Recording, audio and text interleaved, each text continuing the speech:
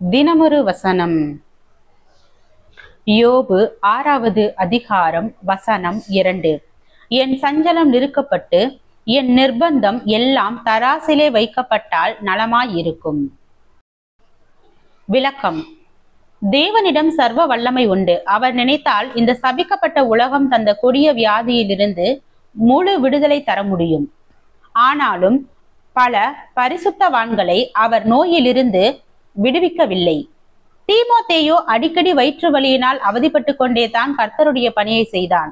ஆயிரக்கணக்கான வியாதியஸ்தர்களை இயேசுவின் வல்லமையினால் குணமாக்கிய பவுல் கர்த்தருடைய ஊழியக்காரனாகிய துரேப்புமுவை வியாதிப்பட்டவனாகவே மிலேத்து தீவில் விட்டு வர நேர்ந்தது.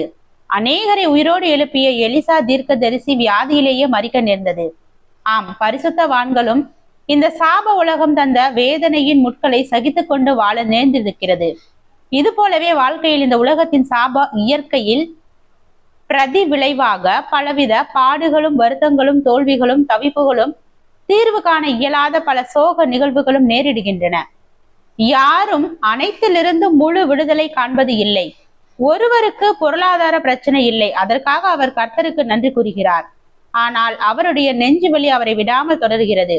ஒருவருக்கு வியாதி இல்லாத ஒரு வாழ்வை தந்ததற்காக கர்த்தரை அவர் துதிக்கிறார். ஆனால் தன்னுடைய சகோதரிக்கு ஒரு திருமண வாழ்க்கையை காண முடியாமல் போய்விட்ட துயரம் அவரை தொடர்கிறது. ஒருவர் கர்த்தர் தனக்கு கிடைத்த நல்ல வேலை, நல்ல மனைவி, அமைதியான குடும்ப வாழ்க்கை ஆகியவற்றிற்காக கர்த்தரை அதிகமாக துதிக்கின்றார். ஆனால் எவ்வளவோ கெஞ்சி மன்றாடியும் ஒரு குழந்தை பாக்கியம் கிடைக்காத வெறுமை தொடர்ந்து மனதை துன்புறுத்துகிறது.